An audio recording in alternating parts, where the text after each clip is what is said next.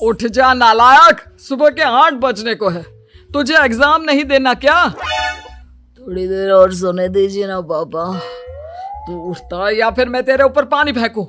रोज गधों की तरह सोता रहता है, पेपर की कोई टेंशन ही नहीं है।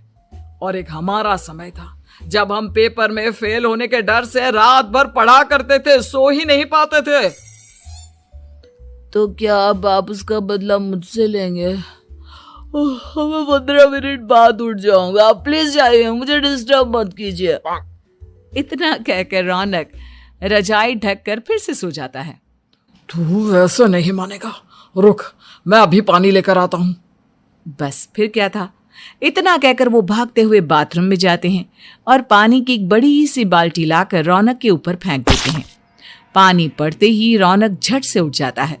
ये आपने क्या किया पापा? अब तो उठेगा नहीं तो यही करना पड़ेगा ना।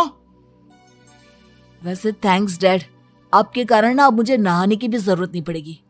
चलिए अब आप माँ से बोलकर मेरे कपड़े निकलवा दीजिए, तब तक मैं ब्रश कर लेता हूँ। वैसे कल ना आप एक काम और करना, नहलाने के साथ साथ मुझे ब्रश भी करवा देना।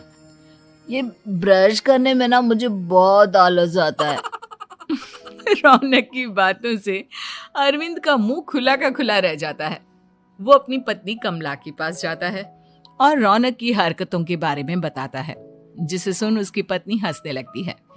तुम अपने बेटे को समझाने के बजाय हंस रही हो। रौनक बच्चा है, धीरे धीरे सुधर जाएगा, आप क्यों उसके पीछे पड़े रहते हो? अभी नहीं सुधरेगा तो कब सुधरेगा? 10वीं क्लास में है रौनक, वो अब कोई बच्चा नहीं रहा। अरविंद की इतना बोलते ही वहां रौनक भी आ जाता है। क्या डैड, मैंने आपको एक काम दिया था, वो भी नहीं हुआ आपसे। अरे क्या हुआ बेटा? माँ, मैंने डैड से बोला था कि वो आपको बोलकर मेरे स्कूल की यूनिफॉर्म निकाल दे, लेकिन मेरे पीछे पड़ने के अलावा इनसे एक काम ढंग से नहीं होता। देख रही हो कमला, देख रही हो अपने लाडले को? अरे आप चुप रहिए जी। चलो बेटा, मैं तुम्हें कपड़े निकाल कर दे देती हूँ। बस ऐसे ही साल पर साल बीतते जाते हैं, लेकिन रौनक के रवैये में कोई बदलाव नहीं आता। वो पहले से भी ज्यादा आलसी और पूरी तरह अपने माता पिता पर निर्भर हो जाता है। 2 साल बाद पता नहीं कहाँ गायब रहता है पूरे दिन, अब तक तो आ जाना चाहिए था। अरे आप इतनी फिक्र क्यों कर रहे हैं उसकी? दोस्तों के साथ खेल रहा होगा, आ जाएगा अभी। ये कोई टाइम है खेलने का? 10 बजने वाले हैं, इतनी रात में कौन खेलता है? कमला कुछ कहती उससे पहले ही रौनक वहां आ जाता है। मम्मी जल्दी से खाना लगा दो, बहुत भूख लग रही है। तुम्हें तब तक खाना नहीं मिलेगा जब तक तुम बता नहीं देते कि इतनी रात गए कहां से आ रहे हो। ओ प्लीज डैड, अब आप एसी पे प्रद्युमन बनकर मेरे सर पर बंदूक लेकर मत बैठ जाना। अपनी फालतू की बकवास बंद कर और बता कहां से आ रहा है। माँ अब समझाइए ना डैड को। बता देना बेटा, इनको भी तसल्ली हो जाएगी। आप बोल रही हैं तो बता देता हूँ, मैं दोस्तों के साथ मूवी देखने गया था, इसलिए देर हो गई। तो इन सब चीजों में मेरे पैसे उड़ाता है? कभी 1 रुपया कमाने के बारे में सोचा है तूने? जब देखो हवा की तरह पैसे उड़ाता रहता है। माँ अब आप इन्हें चुप करा दीजिए, वरना ना मुझे गुस्सा आ जाएगा। अच्छा क्या कर लेगा? बता ना क्या कर लेगा तू? वैसे बात तो ठीक ही है, मैं कर ही क्या सकता हूँ, पैसे तो फिर भी मैं आपसे ही मांगूंगा ना। चलिए अब ये सब बात छोड़िए और मम्मी मेरे लिए खाना लगा दीजिए। अभी लगा देती हूँ बेटा।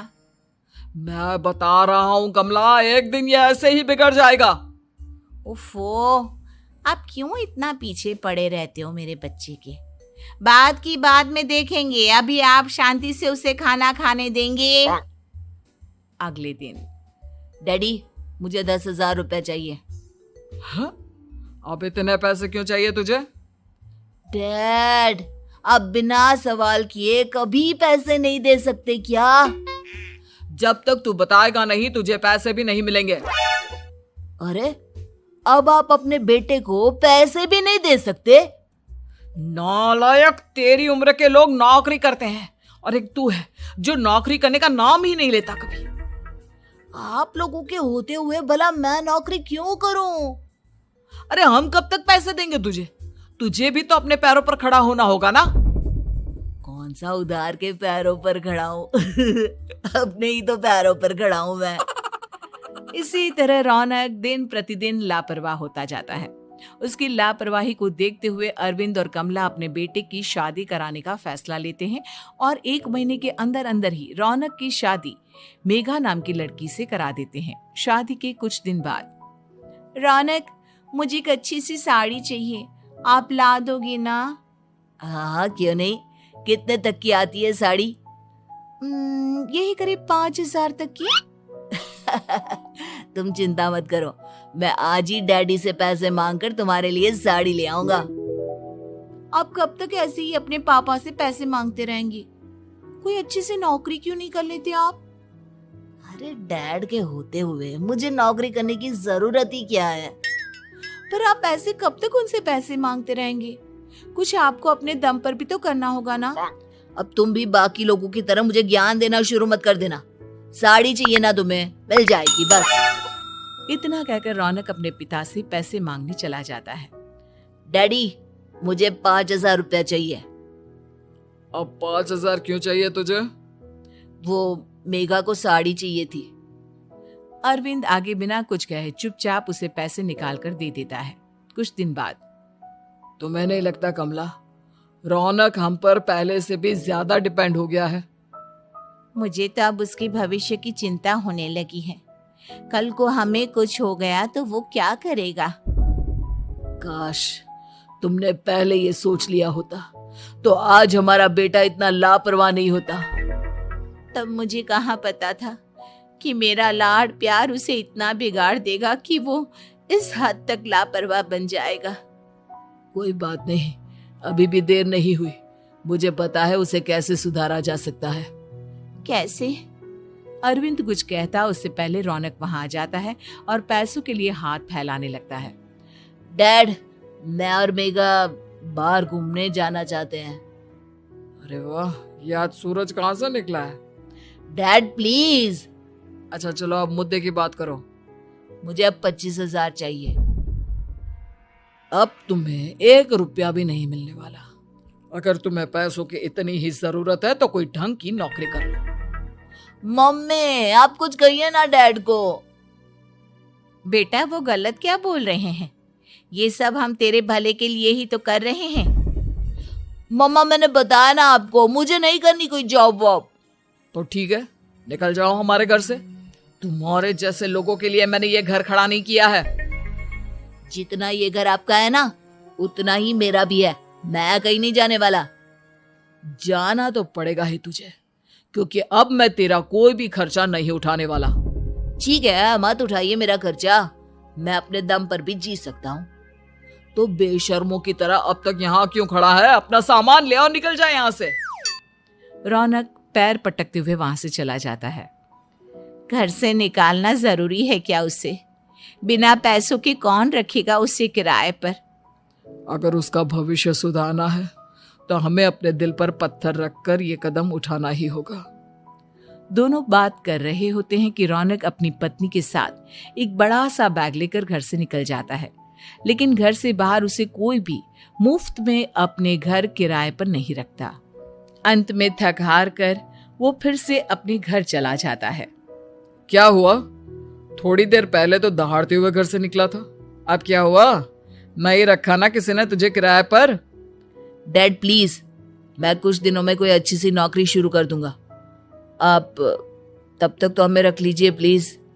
सुबह से रात हो चुकी है लेकिन कोई हमें रखने को राजी नहीं है। अब आप ही बताइए, इतनी रात को मैं मेघा को लेकर कहाँ जाऊंगा? ठीक है ठीक है, बहू की वजह से मैं तुझे घर पर रख रहा हूँ, लेकिन तू इस घर में एक बेटे की नहीं बल्कि एक किराएदार की हैसियत से रहेगा। 3 महीने है तेरे पास। इन 3 महीनों के अंदर अंदर मुझे तेरी पहली तनख्वाह हाथ में चाहिए, समझ गया? पक्का डैड, इन 3 महीनों के अंदर अंदर तो कोई बढ़िया सी नौकरी ढूंढ ही लूंगा मैं। ऐसे ही धीरे धीरे समय बीतने लगता है और अरविंद के दिए 3 महीनों में से 2 महीने बीत चुके होते हैं। पापा जी ने हमें 3 महीने दिए थे, जिसमें से 2 महीने तो बीत चुके हैं। अब ये आखिरी महीना बचा है। अरे तुम चिंता मत करो, आज मेरा ना 2 जगह इंटरव्यू है, दोनों में से कहीं ना कहीं तो जॉब लग ही जाएगी। अच्छा, ऑल द बेस्ट।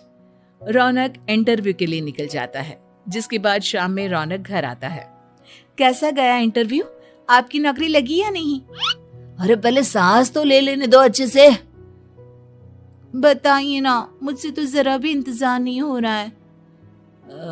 वो दरअसल बात यह है कि मेरी नौकरी तो लग चुकी है, लेकिन पैसे बहुत कम है। कितने पैसे हैं? 15,000। इतने में अरविंद और कमला मिठाई का डिब्बा लेकर आ जाते हैं। बधाई हो बेटा।